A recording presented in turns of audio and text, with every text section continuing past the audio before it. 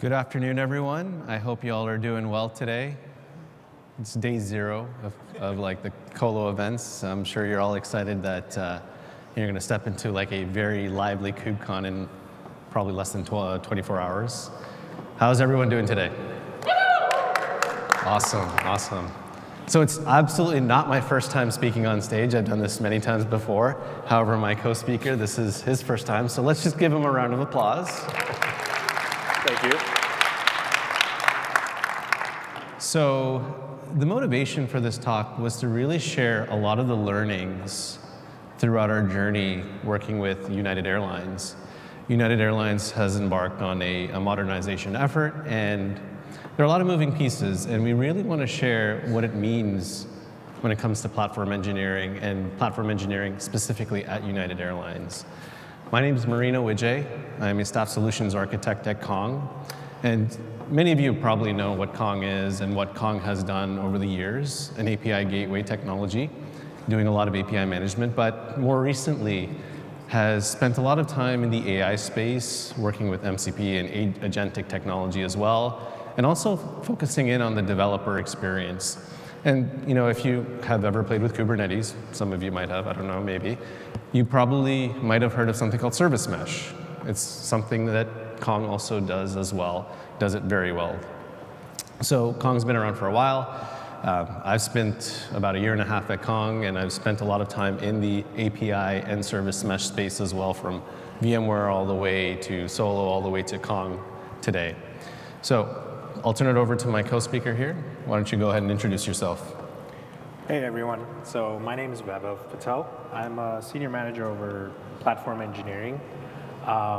My early career started off as a software developer engineer, after which I transitioned into like DevOps around COVID, where our organization was slowly transitioning from an on-prem infrastructure into a cloud platform. So I mostly worked on helping applications make that journey.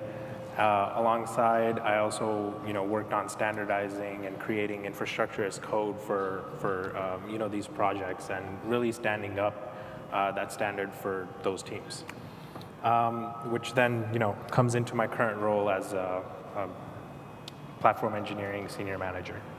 So a little bit about United Airlines, right? We're officially the largest airline in the world. We connect passengers over 300 destinations. We're headquartered in Chicago. We have over 100,000 employees, believe it or not, over 1,000 aircrafts, and each year we fly over 140 million people. We're also one of the first major US airlines which has free Starlink in a mainline fleet. So if you haven't been on a United Airlines flight, something to look forward to, free Wi-Fi.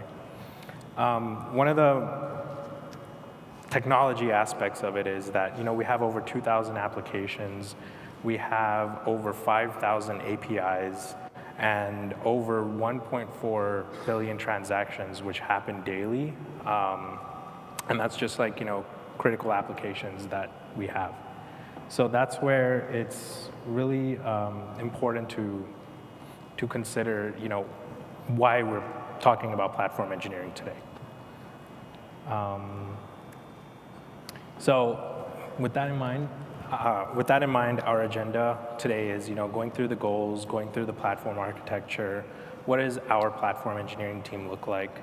How we cross-collaborate with other teams, and kind of talking about the developer and user experience. And then finally, what are some of the key takeaways and results as a part of that? So going into goals and objectives. So United Airlines' goal is to provide the best customer experience, right? With that in mind, how does that come down into the platform engineering team? So from our standpoint is to make sure that developers and can focus on the business objectives that they have and providing value for our customers. Like, if you've seen our mobile app, you'll see that it's one of the best. It's won many nominations over the past 10 years. And In order for us to continue doing that, right, we have to start focusing on making sure they can deliver quickly, more efficiently, securely, and reliably. So, yeah. So what makes a successful platform team, right? From my perspective, it's an approach that enables teams to work more efficiently. And this is where we focus on standardizing for scale. By focusing on the right tooling, focusing on the right patterns, then we start focusing on building the automation and building it in a way that enables self-service. As we're doing that, we ensure that we're considering factors such as user and developer experience, which is key, because if we don't focus on that, then they're not going to want to use it, it's not going to provide them benefits, and it's going to make their life more difficult. And as we're building these patterns, we're making sure that we're taking in also security, reliability, quality, and all of these other things that make us successful. And then this is how we try to empower these teams by enabling the self-service and making sure that they can focus on delivering value for the organization, and at the end of the day, making sure we're delivering value for our customers. So, and you'll see a definition of what you'll find online from Microsoft as to what platform engineering is. And then I'll hand it over to Marino to talk about cross-functional collaboration.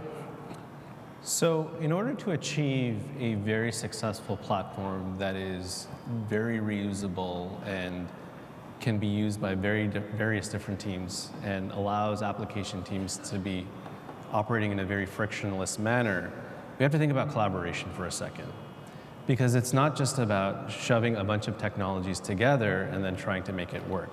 Because different application teams have different requirements, and one of the key things is making sure that we can all communicate and understand what our requirements are.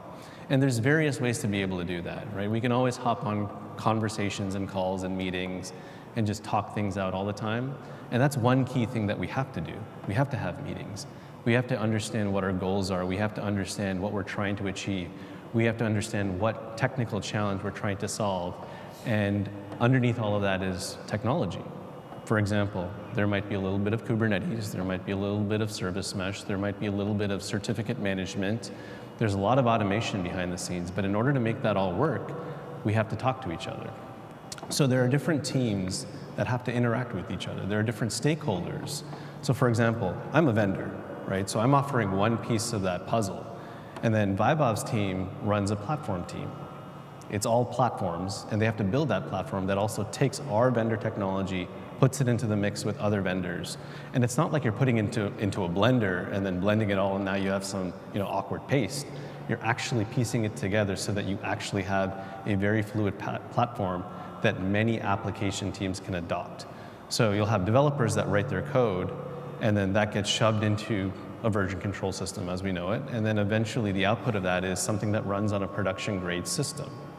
Whether it be Kubernetes, whether it be ECS, whether it be some other provider technology, we still need to fit all those pieces together.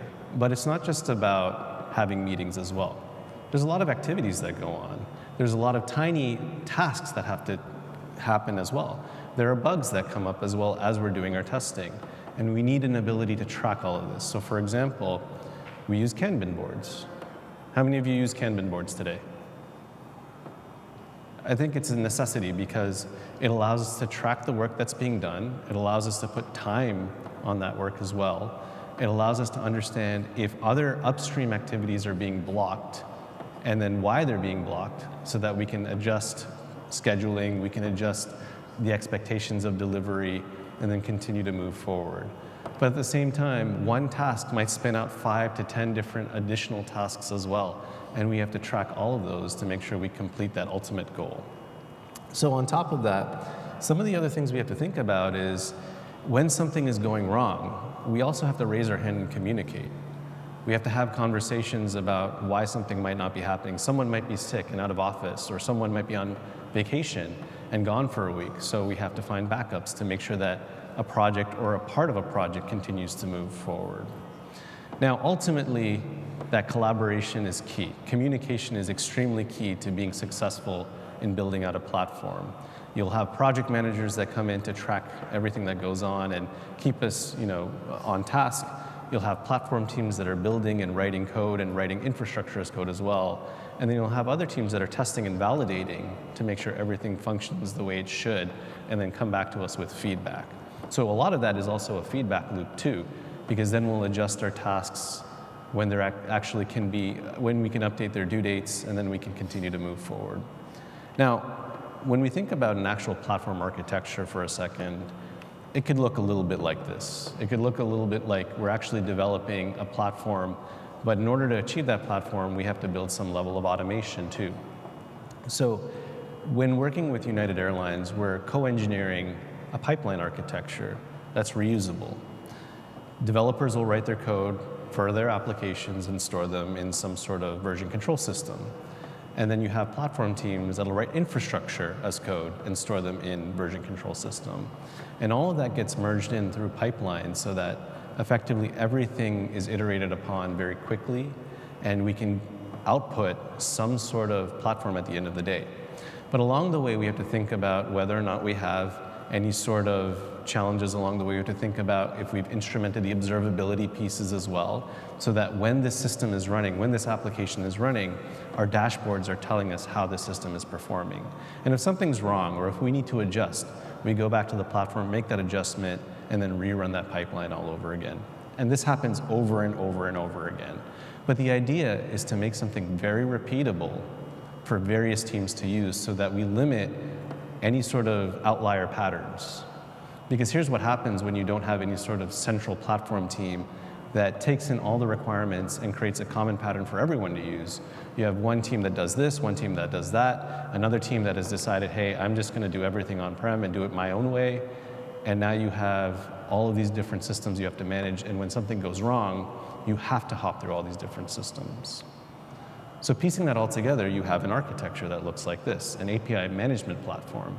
So United has undergone a modernization project to onboard a newer API platform that they can effectively quickly launch new APIs and effectively scale them, provide some higher levels of availability, also factor in the fact that they want to be able to consider cost savings, FinOps, thinking about things like caching or even preventing such situations like denial of service attacks so that you don't run into a situation where a system is offline because someone is attacking it, but also preventing an infinite scaling situation as well.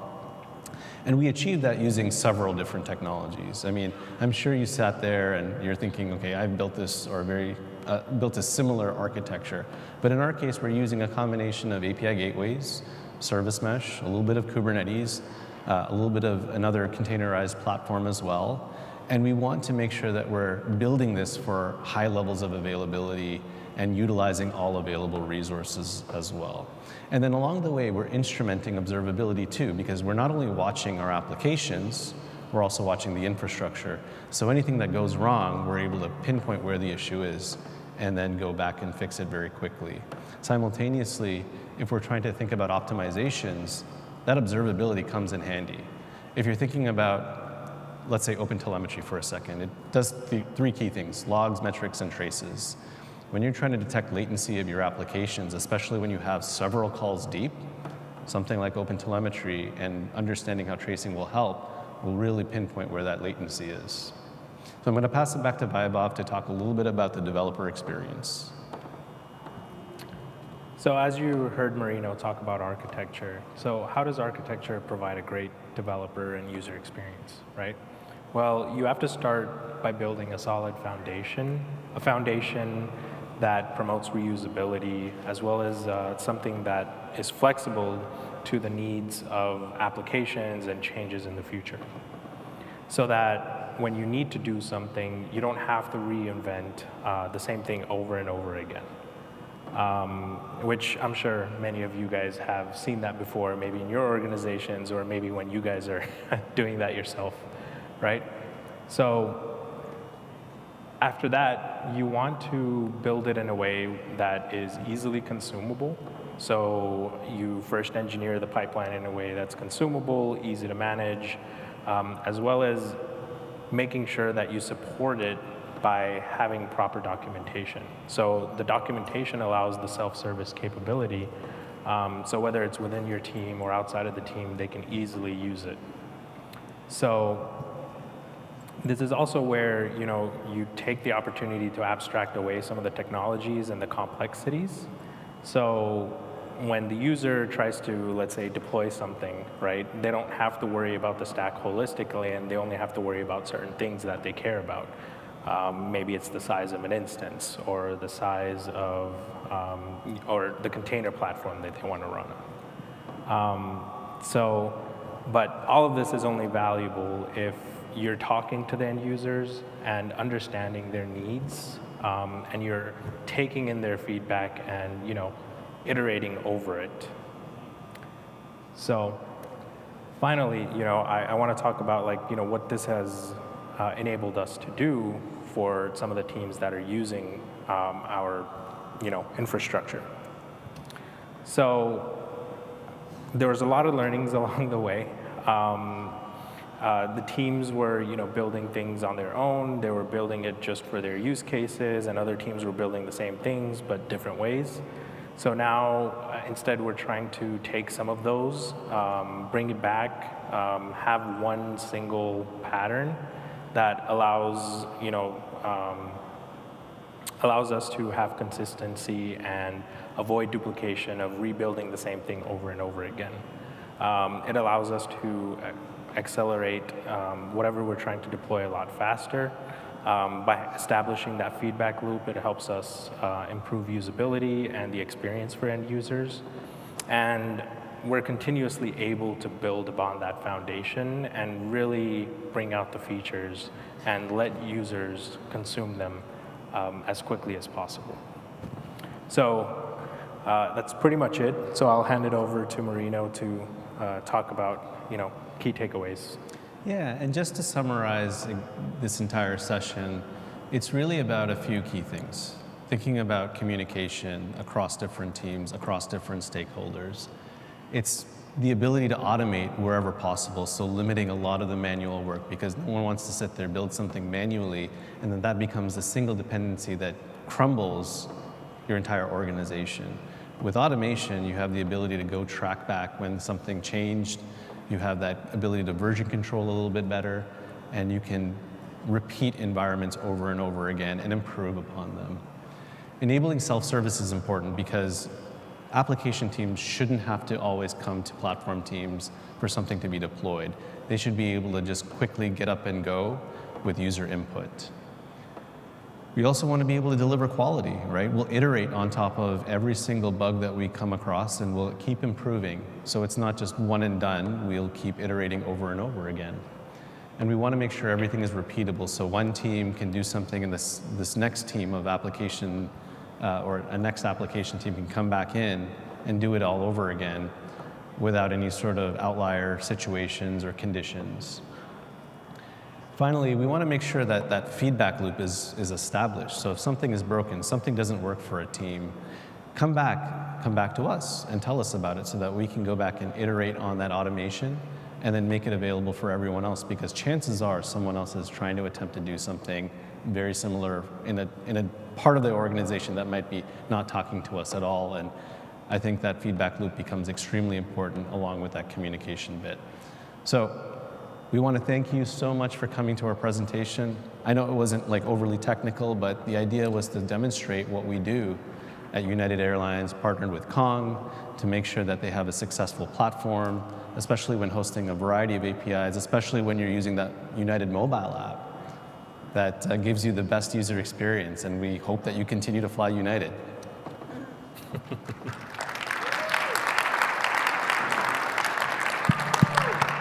Thank you so much, Marino and Vaibhave. We do have some time for questions. We've got a mic in the center of the room, or if you raise your hand, I can come to you. So we'll start over here. This might be for you. Hi, I wanted to ask you about the feedback loops. Do you have anything automated? Because what we've seen in our platform is that if you don't automate it, it kind of starts to get lost. You're dependent on you asking the question at the right time, which sometimes is messy. So have you managed to automate some of the feedback loops as well? Or if not, what are the feedback loops that you're relying on? So the biggest thing is kind of making sure we internally figure out like, hey, what do we think that the user wants, right? That's the first step. But then at the same time, when we build something, we kind of bring it out to the user, and then we ask the user to see what they think, right? Because if they think that, hey, this is good, we don't have to worry about all the technicalities and the complexity of what they used to have to do, or they just don't want to deal with it, then they're happy. But then they're like, hey, this is good, but we also have like other use cases where we wish it could be a little bit more simpler, or hey, we have a lot of things that we have to manage, but this simplifies a little bit of it, but it doesn't simplify all of it. So it's really just making sure that we have a way to talk to them, or we have a way for them to bring back that feedback, whether asynchronously or by setting up a meeting or something like that. And just trying our best to iterate over it as much as possible and prioritize it. Hi there. Thanks for the time today. Good presentation. I have a question, again, a non-technical question, unfortunately. Organizational and leadership support for platform engineering. We're on a similar roadmap as well. What we find, of course, is how do you get both the platform engineering leadership's teams engaged and actually helping this, but also the application and service teams, getting them involved. So what techniques or tips can you give us to be able to get that organizational support behind a platform? Thank you. Yeah, good question. We're still a little bit early in that stage. And as Marino mentioned, we're working with them closely with Kong. So biggest thing is it comes from the leadership standpoint. We were previously in a decentralized state where we were these teams were building their own way of doing things. And after doing that, we're coming together and saying, hey, this might not be the most optimal process, right? So how can we make sure that we're being as efficient as possible?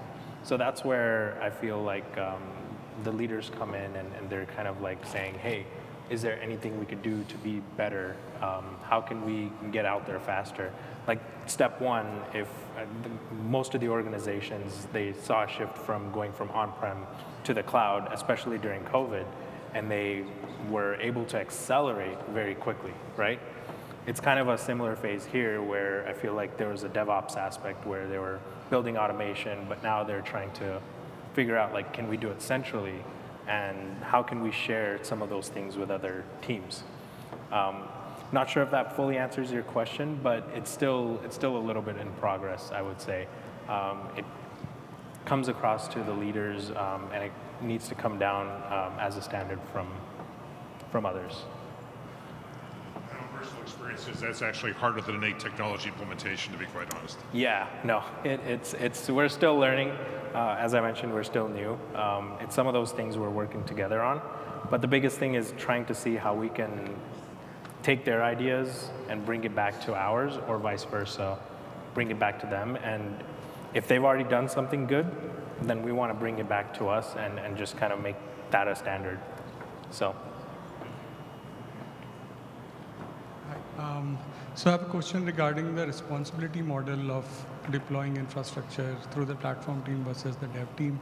So, so we have a unique problem where to deploy any infrastructure through ISC or whatever, we have to depend on the platform team to approve that process, right? So it cannot be, and they are not available all the time. So what should be the line that we should draw that this is something that the dev team can deploy into production, any infrastructure that belongs to that team versus everything goes through the platform team and they have to approve on most of the things. Does that make sense? I didn't catch some of it, but I think you were basically asking, like, how do you guys become self-sufficient and not dependent on the platform team, right? Yeah. So that's where, as I mentioned, right, you have to spend a lot of time on documentation really pointing out like, hey, how you do something, giving them all the details, and really being flexible to whatever their needs might be, whether they've stated it or they haven't stated it. So that could be like, hey, if you're using maybe Terraform, like how can you abstract out certain things but without compromising like security, where maybe you want to keep encryption. But this is where you take that, build that documentation, but then you also have to build a support model where, hey, we're going to do the initial KT. We're going to have this team or that team support you as you're getting off the ground. But then, you also have to understand, like, this is you're expected to own it at the end of the day. So it's kind of, a shared responsibility, similar to like, how cloud is, right? You have to draw some lines and you have to set expectations. Okay, so documentation is the key to basically relate that. So far. And we're continuously improving day by day. Is there any policies that you can set around like whatever is getting deployed so that something that is not compliant won't go automatically? Not just relying on the documentation, that someone goes through it and understand what it means. No, I don't think there's policies, but I would say just focus on quality, right? You want to make sure that the quality is there, otherwise, other people won't be able to leverage it. Thank you. Okay, I think that's unfortunately all the time for questions. So Vaibhave, Marino, thank you guys so much.